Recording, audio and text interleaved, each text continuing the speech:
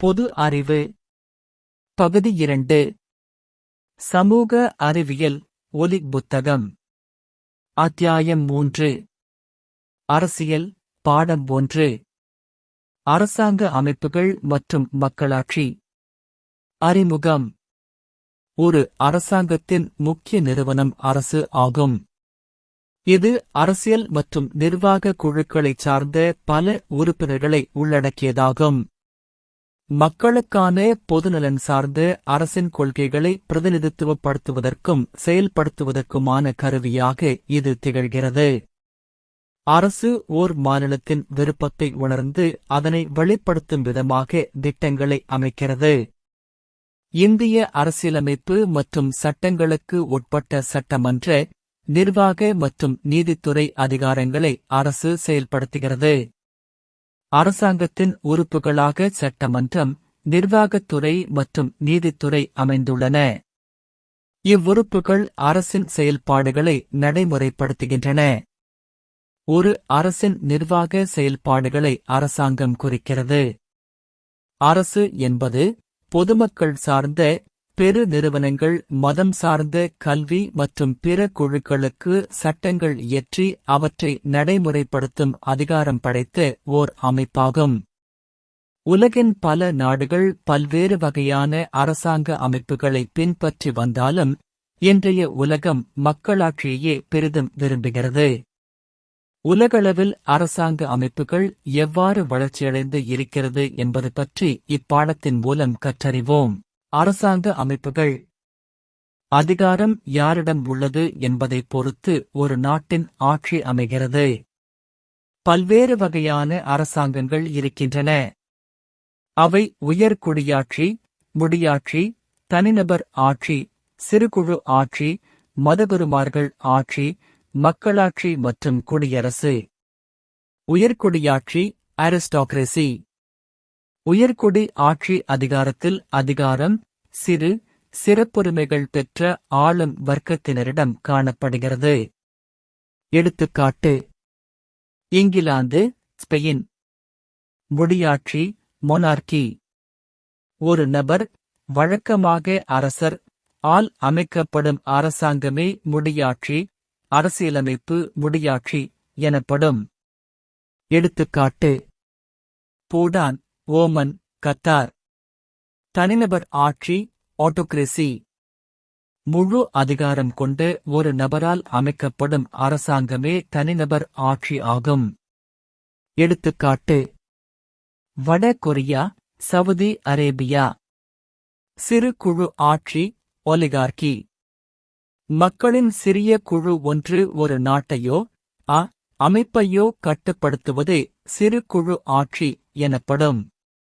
எடுத்துக்காட்டு: முன்னாள் Soviet union, சீனா, Venezuela, வடகொரியா. மதகுருமார்களின் ஆட்சி தியோக்ரசி. மதகுருமார்கள் தம்மை கடவுளாகவோ கடவுளின் பெயரால் மதகுருமார்களால் அமைக்கப்படும் அரசாங்கமே மதகுருமார்களின் ஆட்சி. எடுத்துக்காட்டு: வாட்டிகன். மக்களாட்சி டெமோக்ரசி. ஒரு நாட்டின் தகுதியுள்ள குடிமக்களால் வாக்களிக்கப்பட்ட தனிநபரோ அல்லது குழுவாகவோ தேர்ந்தெடுக்கப்பட்ட பிரதிநிதிகள் மூலம் அமைக்கப்படும் அரசாங்கமே மக்களாட்சி எனப்படும். எடுத்துக்காட்டு: இந்தியா, அமெரிக்க ஐக்கிய நாடுகள், பிரான்ஸ். குடியரசு ரிப்பப்ளிக். மக்களிடமோ அல்லது அவர்களால் தேர்ந்தெடுக்கப்படும் பிரதிநிதிகளிடமோ உயரிய அதிகாரம் இருக்கின்ற அரசாங்க முறையே குடியரசு எனப்படும்.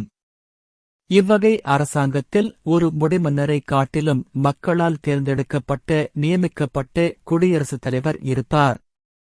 எடுத்துக்காட்டு: இந்தியா, ஆஸ்திரேலியா. அரசியலமைப்பின் வகைகள். ஒற்றை ஆட்சி முறை. ஒற்றை ஆட்சி முறை என்பது இறையாண்மை மிக்க ஓர் அரசு ஒரே நிறுவனமாக இருந்து ஆட்சி செய்வதாகும். மத்திய அரசு அதிகாரம் மிக்கதாகும். நிர்வாக அமைப்புகள் மத்திய அரசினால் ஒப்படைக்கப்பட்ட அதிகாரங்களை மட்டுமே செயல்படுத்தும். இங்கிலாந்து, பிரான்ஸ், ஜப்பான் மற்றும் இலங்கை ஆகியவை ஒற்றை ஆட்சி முறைக்கான உதாரணங்களாகும். அரசு என்னும் பதம் பழைய பிரெஞ்சு வார்த்தையான கவர்னர் என்பதிலிருந்தும் இயக்கு, ஆட்சிசை, வழிநடத்து, ஆள் என்று பொருள் தரும் லத்தீன் வார்த்தையான குபர்னர் என்பதிலிருந்தும் பெறப்பட்டது. ஒற்றையாட்சி முறையில் அனைத்து அதிகாரங்களும் ஒரே இடத்தில் மையப்படுத்தப்படுகின்றன.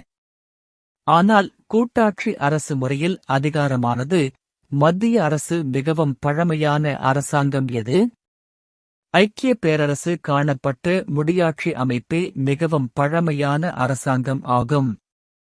முடியாட்சியில் அரசரோ அல்லது மகாராணியோ அரசாங்கத்தின் தலைவராவார். ஆங்கில முடியாட்சி என்பது அரசியலமைப்புக்கு உட்பட்ட முடியாட்சி ஆகும்.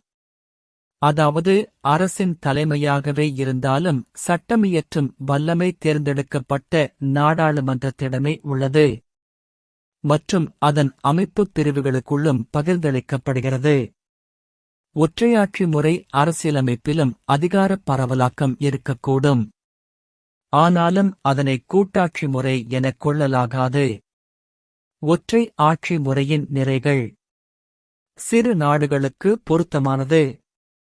அதிகாரம் மற்றும் பொறுப்புகளுக்கு இடையில் மோதல்கள் இருப்பதில்லை. ஒற்றை ஆட்சி முறை உடனடியாக முடிவெடுத்து துரிதமாக செயல்படுகிறது. ஒற்றை ஆட்சி குறைந்த செலவுடையது. அரசியலமைப்பு திருத்தங்களை எளிதில் மேற்கொள்ள இயலும். ஒற்றுமை, சீரான சட்டம், கொள்கை மற்றும் நிர்வாகத்தினை உள்ளடக்கியது. ஒற்றை ஆட்சி முறையின் குறைகள் மிகப்பெரிய நாடுகளுக்கு பொருத்தமற்றது. மத்திய அரசு பலதரப்பட்ட பிரச்சினைகளை சமாளிக்க வேண்டியிருக்கும். அதனால் நிர்வாக தாமதங்கள் ஏற்படும் வாய்ப்புகள் உள்ளன. மத்திய அரசு உள்ளூர் பிரச்சினைகள் சார்ந்தும் உள்ளூர் மக்கள் நலனிலும் உள்ளூர் முயற்சிகளிலும் அக்கறை காட்டாது. அதிகமான அதிகாரங்கள் குவிக்கப்படுவதால் மத்திய அரசின் சர்வாதிகாரத்திற்கு வழிவகுக்கவும் கூடும். இந்திய அரசியலமைப்புச் சட்டத்தில் ஒற்றை ஆட்சி முறையின் அம்சங்கள். பலமான மத்திய அரசு. மாநில அரசின் மீது மத்திய அரசின் ஆளுமை. ஒற்றை அரசமைப்பு. அரசியலமைப்பின் நெகிழ்வுத்தன்மை. மாநிலங்களின் சமமற்ற பிரதிநிதித்துவம். அவசரகால ஏற்பாடுகள். ஒற்றை குடியுரிமை. ஒருங்கிணைக்கப்பட்ட ஒற்றை நீதித்துறை. ஆளுநர்கள் மத்திய அரசினால் நியமிக்கப்படுதல். கூட்டாட்சி முறை. தேசிய அரசுக்கும் பிராந்திய அரசுக்கும் இடையில் இருக்கும் உறவின் அடிப்படையிலேயே ஒற்றை ஆட்சி முறை என்றும் கூட்டாட்சி முறை என்றும் அரசு வகைப்படுத்தப்படுகிறது. அரசியலமைப்பு சட்டத்தின்படி தேசிய அரசும் பிராந்திய அரசுகளும் தங்களது அதிகாரங்களைப் பகிர்ந்து அவரவர் எல்லைக்கு உட்பட்டு சுதந்திரமாக செயல்படுவது கூட்டாட்சி முறை ஆட்சியாகும். ஐக்கிய அமெரிக்க நாடுகள், Switzerland, Australia, Canada, Russia, Brazil, Argentina ஆகிய நாடுகள் கூட்டாட்சி முறையை கொண்டவை. கூட்டாட்சி முறையில் தேசிய அரசை மைய அரசு அல்லது மத்திய அரசு என்றும் பிராந்திய அரசை மாநில அரசு அல்லது மாகாண அரசு என்றும் அழைக்கின்றனர். கூட்டாட்சி முறையின் நிறைகள். உள்ளூர் சுய ஆட்சி மற்றும் தேசிய ஒருமைப்பாட்டுக்கு இடையே சமரசம் ஏற்படுத்துதல். மத்திய மாநில அரசுகளுக்கு இடையிலான அதிகாரப் பகிர்வு நிர்வாகத் திறன்கள் மேம்பட வழிவகுக்கிறது. மிகப்பெரிய நாடுகள் தோன்றுவதற்கு வழி செய்கிறது. அதிகாரம் பகிர்ந்து அளிக்கப்படுவதால் மத்திய அரசின் சர்வதிகார போக்கை தடுக்கிறது. மிகப்பெரிய நாடுகளுக்கு பொருத்தமானது. பொருளாதார மற்றும் பண்பாட்டு முன்னேற்றங்களுக்கு நன்மை அளிக்கிறது. கூட்டாட்சி முறையின் குறைகள். ஒற்றையாட்சி முறையோடு ஒப்பிடும்போது கூட்டாட்சி முறை பலவீனமானது.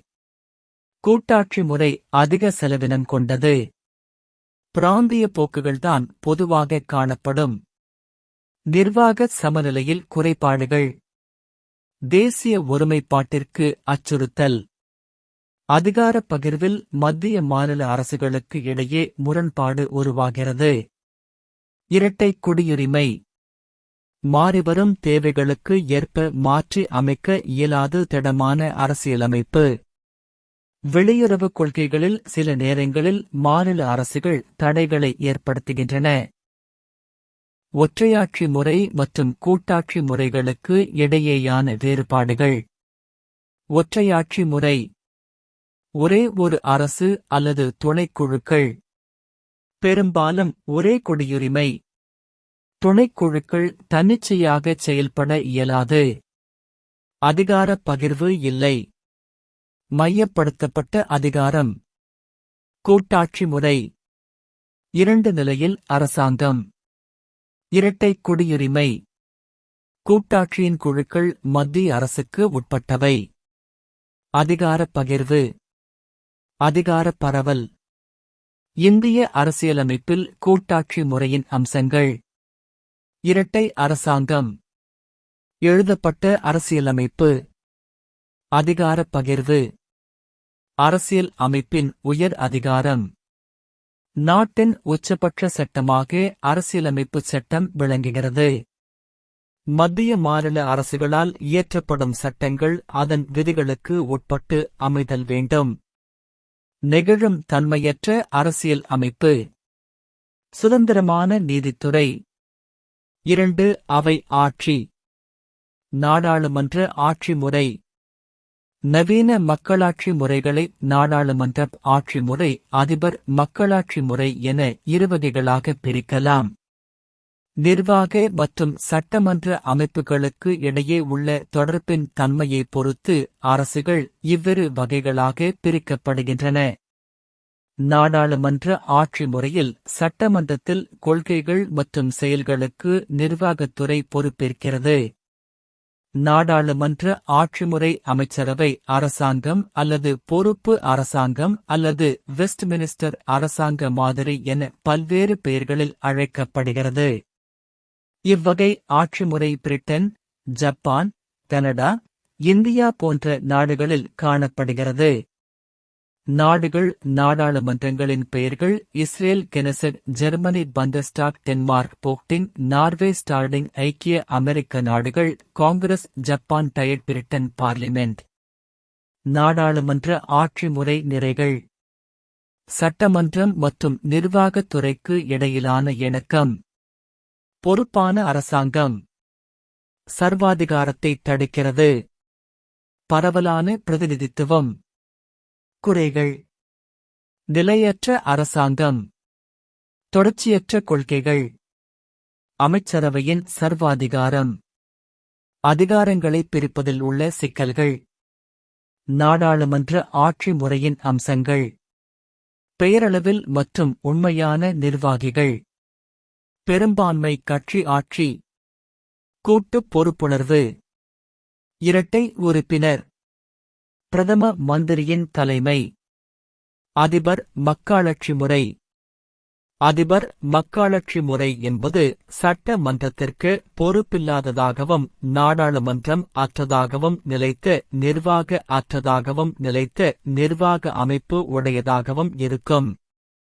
அதிகாரப் பகிர்வு கொள்கையின் அடிப்படையில் அமைக்கப்பட்ட இவ்வரசு முறை அமெரிக்கா, பிரேசில், ரஷ்யா, இலங்கை போன்ற நாடுகளில் நடைமுறையில் உள்ளது.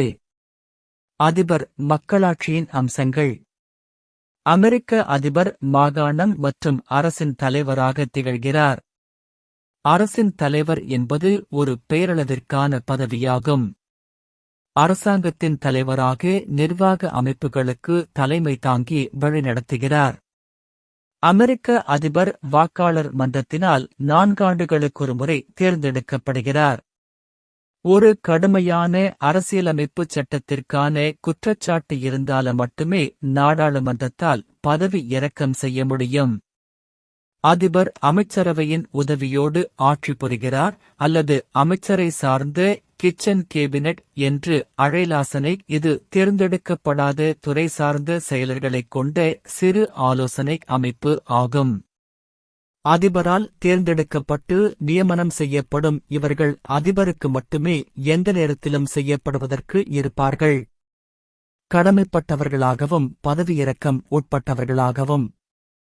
மகா சபையின் காங்கிரஸ் செயல்பாடுகளுக்கு அதிபரும் அவரது செயலாளர்களும் பொறுப்பேற்க மாட்டார்கள். மகா சபையில் இவர்கள் உறுப்பினராகவும் இருப்பதில்லை, கூட்டங்களில் கலந்து கொள்வதும் இல்லை. மகா சபையின் கீழவையான பிரதிநிதிகளின் அவையை அதிபரால் கலைக்க இயலாது. அதிகாரங்களை பிரிக்கும் கோட்பாடு அடிப்படையிலேயே அமெரிக்க அதிபர் முறை விளங்குகிறது.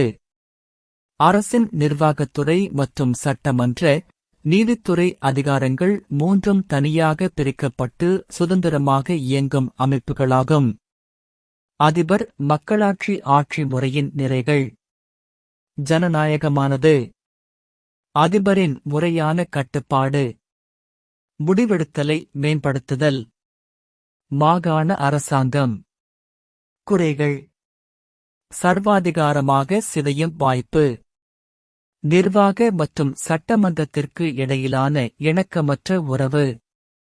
சட்டமன்றம் மற்றும் நிர்வாகக் குழுவுக்கு இடையிலான நல்லுறவின்மை. நாடாளுமன்ற மற்றும் அதிபர் மக்களாட்சி இடையிலான வேறுபாடுகள். அதிபர் மக்களாட்சி முறை. குடியரசுத் தலைவர் மக்களால் நேரடியாக தேர்ந்தெடுக்கப்படுகிறார்கள். அதிபரே அதிகாரம் படைத்தவர். அதிகார பிரிவினை. சுதந்திரமாகச் செயல்படும் பிரிவுகள். மாகாணத்தின் தலைவர் அதிபர் ஆவார். அரசாங்கத்தின் தலைவரும் அதிபரே. தனிநபர் தலைமை. மகா சபையின் செயல்களுக்கு அதிபர் பொறுப்பை ஏற்க மாட்டார். நாடாளுமன்றாட்சி முறை. பெரும்பான்மை பெற்ற கட்சியின் தலைவர் பிரதம மந்திரியாவார். மத்திய சட்டமன்றம் அதிகாரம் படைத்தது. அதிகாரப் பிரிவினை மையப்படுத்தப்படாமல் இருப்பது. தனித்தனியான சார்புடைய செயல்பாடுகளைக் கொண்ட பிரிவுகள். அரசின் தலைவர் குடியரசுத் தலைவர். அரசாங்கத்தின் தலைவர் பிரதம அமைச்சர். கூட்டுத் தலைமை. கூட்டு மற்றும் தனித்தனியான பொறுப்புகள். மக்களாட்சி என்றால் என்ன? மக்களாட்சி என்பது மக்கள் தங்கள் ஆட்சியாளர்களை தாங்களே தேர்ந்தெடுத்துக் கொள்ள அனுமதியளிக்கும் ஆட்சி முறையே மக்களாட்சி ஆகும். இம்முறையில் மக்களால் தேர்ந்தெடுக்கப்பட்ட தலைவர்கள் மட்டுமே ஆட்சி செய்ய முடியும். மக்கள் சுதந்திரமாக தாங்கள் விரும்பிய கருத்துக்களை தெரிவிக்கவும், ஓர் அமைப்பை ஏற்படுத்தவும், போராட்டங்களை நடத்தவும் உரிமை பெற்றவர்கள் ஆவர். மக்களாட்சி என்பதன் பொருள் ஒரு நாட்டில் மக்களின் உயர்ந்த அதிகாரங்களை பெற்று அமைக்கும் ஆட்சி முறையே மக்களாட்சி எனப்படும். இதன் பொருள் நாட்டு மக்களின் கைகளில் ஆட்சி அதிகாரம் உள்ளது என்பதாகும். மேலும் மக்கள் தங்களது பிரதிநிதிகளை ஒரு குறிப்பிட்ட காலத்திற்கு நேரிடையாகவோ அல்லது மறைமுகமாகவோ சுதந்திரமான மற்றும் நேர்மையான தேர்தல் மூலம் தேர்ந்தெடுத்துக் கொள்வார்கள். வரையறை. ஒரு உண்மையான மக்களாட்சியை 20 பேர் குழுவாக அமர்ந்து கொண்டு செயல்படுத்த முடியாது. இது கீழ்நிலையிலுள்ள ஒவ்வொரு கிராம மக்களாலும் செயல்படுத்தப்படுவதாகும் என தேசப்பிதா மகாத்மா காந்தி குறிப்பிடுகிறார். மக்களாட்சியின் சிறப்புக் கூறுகள். மக்களால் தேர்ந்தெடுக்கப்படும் பிரதிநிதிகள் இறுதி முடிவை மேற்கொள்ளும் அதிகாரத்தை பெற்றிருக்கிறார்கள். சுதந்திரமான மற்றும் நேர்மையான தேர்தல்கள். 18 வயது நிறைவு பெற்ற அனைவருக்கும் சம மதிப்புடைய வாக்குரிமை. அடிப்படை உரிமைகள் மற்றும் தனிநபர் சுதந்திரத்தை பாதுகாத்தல். மக்களாட்சியின் பரிணாம வளர்ச்சி. ஏதென்ஸ் உட்பட பண்டைய கிரேக்க நாட்டின் ஒரு சில நகரரசுகளில் 2500 ஆண்டுகளுக்கு முன்பாகவே மக்களாட்சி முறை தோன்றியது. வேத காலத்திற்கு முன்பாகவே இந்தியாவில் மக்களாட்சி முறை அமைப்புகள் இருந்தன என்பது பற்றி அறிவது மிக முக்கியமாக இருக்கிறது. உள்ளாட்சி அமைப்பின் அடிப்படை அலகாக சுயாட்சி பெற்ற கிராம குழுக்கள் பண்டைக் காலத்தில் இருந்தது எனும் செய்திகளை சாணக்கியரின் அர்த்தசாஸ்திரம் என்ற நூல் கூறுகிறது. பண்டைய தமிழகத்தில் பிற்கால சோழர்களின் காலத்தில் குறிப்பிடத்தக்க சிறப்பு வாய்ந்த குடவோலை முறை இருந்தது. சுதந்திரம், சமத்துவம், சகோதரத்துவம், பொறுப்புடைமை, வெளிப்படைத்தன்மை, நம்பிக்கை ஆகிய மதிப்பீடுகள் மக்களாட்சியின் வளர்ச்சியை பிரதிபலிக்கிறது. மக்களாட்சியின் வகைகள். மக்களாட்சி இரு வகைப்படும். அவை: நேரடி மக்களாட்சி, மறைமுக மக்களாட்சி, பிரதிநிதித்துவ மக்களாட்சி. மக்களாட்சி வகைகள் என்பது மக்கள் சமமாக பங்கேற்க அனுமதியளிக்கும் சமூக அமைப்பு, அரசாங்க வகைகளை குறிக்கிறது. நேரடி மக்களாட்சி பொது விவகாரங்களில் மக்களை நேரடியாக முடிவெடுக்கக்கூடிய அரசு முறையை நேரடி மக்களாட்சி என்கிறோம். பண்டைய கிரேக்க நகர அரசுகள், சுவிட்சர்லாந்து மறைமுக மக்களாட்சி, பிரதிநிதித்துவ மக்களாட்சி. பொது விவகாரங்களில் மக்கள் தங்களது விருப்பத்தை தேர்ந்தெடுக்கப்பட்ட பிரதிநிதிகளின் மூலம் வெளிப்படுத்தும் அரசாங்கத்தின் முறையே மறைமுக மக்களாட்சி என்று அழைக்கப்படுகிறது. இந்தியா, அமெரிக்க ஐக்கிய நாடுகள், இங்கிலாந்து. மக்களாட்சியின் நிறைகுறைகள். நிறைகள்: பொறுப்பும் பதிலளிக்கும் கடமையும் கொண்ட அரசாங்கம். சமத்துவமும் சகோதரத்துவமும். மக்களிடையே பொறுப்புணர்ச்சி. தல சுய ஆட்சி. அனைவருக்கும் வளர்ச்சியும் வளமும். மக்கள் இறையாண்மை. சகோதர மனப்பான்மை மற்றும் கூட்டுறவு. குறைகள்: மறைமுக அல்லது பிரதிநிதித்துவ முறை கொண்ட மக்களாட்சி. வாக்காளர்களிடையே போதிய ஆர்வமின்மை மற்றும் குறைந்த வாக்குப்பதிவு. சில சமயங்களில் நிலையற்ற அரசாங்கத்திற்கு வழிவகுக்கிறது. முடிவெடுக்கும் முறையில் காலதாமதம். 1. இந்தியாவில் மக்களாட்சி. இந்தியா நாடாளுமன்ற மக்களாட்சி முறையை கொண்டுள்ள நாடாகும். இந்தியாவின் நாடாளுமன்றம் தேர்ந்தெடுக்கப்பட்ட மக்கள் பிரதிநிதிகளை உள்ளடக்கியது. இது நாட்டிற்கு தேவையான சட்டங்களை உருவாக்குகிறது. கொள்கை முடிவெடுப்பதில் மக்கள் பங்கு பெறுவதும் ஒப்புதல் அளிப்பதும் இந்தியாவிலுள்ள நாடாளுமன்ற மக்களாட்சி அரசாங்கத்தின் இரு முக்கிய கூறுகளாக விளங்குகின்றன. உலகிலேயே மிகப்பெரிய ஜனநாயக நாடு இந்தியாவாகும். இந்தியாவில் மக்களாட்சி பின்வரும் 5 முக்கிய கொள்கைகளின் அடிப்படையில் இயங்குகிறது.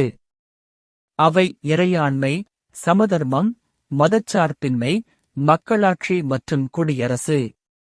18 வயது நிரம்பிய ஒவ்வொரு இந்திய குடிமகனும் தேர்தலில் வாக்களிக்கும் உரிமையை பெற்றிருக்கிறார்கள். சாதி, சமயம், இனம், பால், கல்வித்தகுதி என எவ்வித பாரபட்சமும் இன்றி சமமான வாக்குரிமையை பெற்றுள்ளனர். 1. இந்தியாவில் தேர்தல்கள். இந்திய அரசு பகுதி கூட்டாட்சி அமைப்பு முறையை பெற்றுள்ள நாடு. இங்கே நடுவண் அரசு, நாடாளுமன்றம், மாநில அரசு, சட்டமன்றம், உள்ளாட்சி அமைப்புகள், ஊராட்சி, நகராட்சி, மாநகராட்சி ஆகிய நிலைகளில் மக்கள் பிரதிநிதிகள் தேர்ந்தெடுக்கப்படுகிறார்கள். இந்தியாவில் பொதுத் தேர்தலை இந்திய தேர்தல் ஆணையம் நடத்துகிறது. தேசிய அளவில் இந்திய நாடாளுமன்றத்தின் கீழவையான மக்களவையில் பெரும்பான்மையான உறுப்பினர்களின் ஆதரவு பெற்ற பிரதம அமைச்சரை இந்திய அரசின் தலைவரான குடியரசுத் தலைவர் நியமிக்கிறார். நாடாளுமன்ற மக்களவை உறுப்பினர்கள் அனைவரும் 5 ஆண்டுகளுக்கு ஒரு முறை பொதுத் தேர்தல்கள் மூலம் மக்களால் நேரடியாக தேர்ந்தெடுக்கப்படுகிறார்கள். மேலும் 2 ஆங்கிலோ இந்தியர்களை குடியரசுத் தலைவர் மக்களவைக்கு நியமனம் செய்கிறார். நாடாளுமன்றத்தின் மேலவையான மாநிலங்களவை உறுப்பினர்களை மாநிலங்கள் மற்றும் யூனியன் பிரதேசங்களில் உள்ள தேர்ந்தெடுக்கப்பட்ட உறுப்பினர்கள் மூலம் தேர்ந்தெடுக்கின்றனர். மேலும் கலை, இலக்கியம், அறிவியல் மற்றும் சமூக சேவை ஆகிய துறைகளில் சிறப்பாக சேவை புரிந்த 12 பேரை மாநிலங்கள் அவைக்கு குடியரசுத் தலைவர் நியமனம் செய்கிறார். மக்களாட்சி இந்தியாவின் முதல் தேர்தல். இந்தியா சுதந்திரம் அடைந்த பின்னர் மக்களவையின் முதல் பொதுத் தேர்தல் 1951 ஆண்டு அக்டோபர் 25 நாள் முதல் 1952 ஆண்டு பிப்ரவரி 21 நாள் வரை பல்வேறு காலகட்டங்களில் நடைபெற்றது. மொத்தம் இருந்த 489 இடங்களில் இந்தியாவில் தேர்தல்கள் 364 இடங்களில் வெற்றி பெற்று இந்திய தேசிய காங்கிரஸ் கட்சி ஆட்சியை அமைத்தது. இந்திய மக்களாட்சி எதிர்கொள்ளும் முக்கிய சவால்கள். தற்கால உலகில் மக்களாட்சி அரசாங்கம் தழைத்தோங்கி அரசாங்கத்தின் மேலாதிக்கம் செலுத்தும் வடிவமாக இருக்கிறது. மக்களாட்சியானது இதுவரை கடுமையான சவாலையோ அல்லது போட்டியையோ எதிர்கொள்ளவில்லை.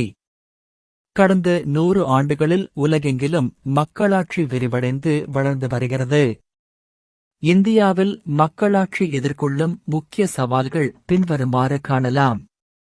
கல்வியறிவின்மை, வறுமை, பாலின பாகுபாடு, பிராந்தியவாதம், சாதி, வகுப்பு, சமயவாதங்கள், ஊழல், அரசியல் குற்றமயமாதல், அரசியல் வன்முறை. மக்களாட்சி முறை வெற்றிகரமாக செயல்படுவதற்கான நிபந்தனைகள். ஏழைகள் மற்றும் எழுத்தறிவற்றோருக்கு மக்களாட்சியின் பலன்களை கிடைக்கச் செய்ய அதிகாரம் அளித்தல். தேர்ந்தெடுக்கப்பட்ட பிரதிநிதிகள் தமது அதிகாரத்தையும் பொதுச் சொத்துக்களையும் தவறாக பயன்படுத்தாமல் இருத்தல். மக்களாட்சி முறையை பீடித்திருக்கும் சமூக தீமைகளையும் சமூக கொடுமைகளையும் ஒழித்தல். மக்களின் கருத்தை பிரதிபலிக்க பாரபட்சமற்ற திறமைமிக்க ஊடகங்களின் தேவையை உணர்தல். பொதுமக்களின் கருத்து வலுவாக இருத்தல். மக்களிடையே சகிப்புத்தன்மையும் மத நல்லிணக்கமும் நிலவுதல். அடிப்படை உரிமைகள் பற்றிய அறிவும் விழிப்புணர்வும் மக்களிடம் ஏற்படுத்துதல். தேர்ந்தெடுக்கப்பட்ட மக்கள் பிரதிநிதிகளின் செயல்பாடுகளை கண்காணித்தல். வலுவான பொறுப்புமிக்க எதிர்க்கட்சி இருத்தல். சமத்துவம், சுதந்திரம், சமூக நீதி, பொறுப்புணர்வு மற்றும் அனைவருக்கும் மதிப்பளித்தல் போன்ற அடிப்படை மக்களாட்சி பண்புகளை மக்கள் மனதில் கொண்டு செயல்படும் போது மக்களாட்சி மேலும் துடிப்பானதாகவும் வெற்றிகரமானதாகவும் இருக்கும். மக்களின் எண்ணங்கள், சிந்தனைகள் மற்றும் நடத்தைகள் ஆகியவை மக்களாட்சியின் தலையாய கொள்கைகளுடன் பொருத்திச் செயல்பட வேண்டும். எனவே மக்களாட்சியின் இலக்குகளை நடைமுறைப்படுத்த மக்களே தங்களை முன்மாதிரியாக பங்கெடுத்துக் கொள்ளவும் கடமையுணர்வோடு செயல்படவும் தங்களுக்குள் பொறுப்புணர்வை உருவாக்கவும் தமக்களிக்கப்பட்ட வாய்ப்புகளுக்கு மதிப்பளிக்கவும் வேண்டும். இந்திய மத்திய, மாநில அரசுகளுக்கு இடையே உள்ள உறவு. இந்திய நாடு இந்திய அரசியலமைப்பில் குறிப்பிடப்பட்டுள்ள வழிமுறைகளுக்கு உட்பட்டு மத்திய, மாநில அரசுகளுக்கிடையே அதிரங்களை பகிர்ந்து கொள்ளும் மாநிலங்களின் கூட்டமைப்பு ஆகும். மத்திய மாநில அரசுகளுக்கு இடையே அதிகாரங்கள் பகிர்ந்து கொள்ளப்பட்டாலும் அனைத்து விவகாரங்களிலும் முடிவெடுப்பது மத்திய அரசே ஆகும்.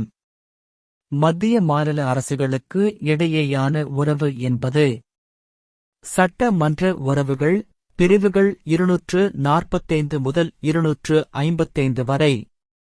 நிர்வாக உறவுகள் பிரிவுகள் 256 முதல் 263 வரை. நிதி உறவுகள் பிரிவுகள் 268 முதல் 294 வரை. மத்திய மாநில அரசுகள் சட்டங்கள் இயற்றும் அதிகாரம் படைத்தவை. ஆனாலும் அதிகாரங்கள் வேறுபடுகின்றன. சில குறிப்பிட்ட துறைகளுக்கு சட்டமியற்றும் அதிகாரம் மத்திய அரசாங்கத்திடம் உள்ளது. இத்துறைகள் மத்திய பட்டியலில் இடம்பெற்றுள்ளன. சில துறைகளுக்கு சட்டமியற்றும் அதிகாரம் மாநில அரசாங்கத்திற்கு உள்ளது. அத்துறைகளுக்கான சட்டங்களை அந்தந்த மாநில அரசுகளே இயற்றிக்கொள்ளும். இவை மாநிலப் பட்டியல் எனப்படுகிறது. சில துறைகளுக்கு மத்திய அரசும் மாநில அரசும் சட்டம் இயற்றும் அதிகாரம் பெற்றுள்ளன. இவை பொதுப்பட்டியல் எனப்படுகிறது. மத்திய பட்டியல். மத்திய பட்டியலில் 100 துறைகள் உள்ளடங்கியுள்ளது. வெளியுறவுத் துறைகள், பாதுகாப்பு, ஆயுதப்படைகள், தொலைத்தொடர்பு, தபால் மற்றும் தந்தி, மாநிலங்களுக்கிடையிலான வியாபாரம் மற்றும் வணிகம். மாநிலப் பட்டியல். மாநிலப் பட்டியல் 61 துறைகளைக் கொண்டுள்ளது. மாநிலத்தின் பொது ஒழுங்கு, காவல்துறை, நீதித்துறை, நிர்வாகம், சிறைத்துறை, உள்ளாட்சி அமைப்புகள், விவசாயம் போன்றவை. பொதுப்பட்டியல். பொதுப்பட்டியல் 52 துறைகளாக உள்ளன. குற்றவியல் மற்றும் சிவில் நடைமுறைகள், திருமணம் மற்றும் விவாகரத்து, பொருளாதாரம் மற்றும் சிறப்பு திட்டமிடல், செய்தித்தாள், புத்தகங்கள் மற்றும் அச்சகங்கள், மக்கள் தொகை கட்டுப்பாடு ஆகியன. மொத்த தேசிய மகிழ்ச்சி, gross national happiness GNH. மொத்த தேசிய மகிழ்ச்சி என்பது தற்போது வளர்ந்து வரும் ஓர் தத்துவமாகும். இது ஒரு குறிப்பிட்ட நாட்டில் உள்ள மொத்த மகிழ்ச்சியை குறிக்கும் ஒரு குறியீடு ஆகும். பூட்டான் அரசின் அரசமைப்பில் இடம்பெற்றுள்ள இக்கருத்து ஜூலை 18, 2008 நடைமுறைப்படுத்தப்பட்டது. மொத்த தேசிய மகிழ்ச்சி என்னும் பதத்தை பூட்டானின் 4ஆம் அரசரான ஜிக்மே சிங்கியே வாஞ்சிக் அவர்களால் 1970 உருவாக்கப்பட்டது. மொத்த தேசிய மகிழ்ச்சி நிலையான மற்றும் சமமான சமூக பொருளாதார வளர்ச்சி, சுற்றுச்சூழல் பாதுகாப்பு மற்றும் ஊக்குவிப்பு, பண்பாடு மற்றும் நல்ல ஆட்சி ஆகியவற்றை மையக் கருத்தாக கொண்டுள்ளது. இயற்கை மற்றும் பாரம்பரிய மதிப்புகளுக்கிடையே இசைவை வலியுறுத்தும் வகையில் மக்களிடையே கூட்டு மகிழ்ச்சியை ஏற்படுத்துவது அரசின் இலக்காக இருக்க வேண்டும். V2B புத்தகங்களை வாங்கிட 9442522432 என்ற எண்ணுக்கு வாட்ஸ்அப் பண்ணவும்.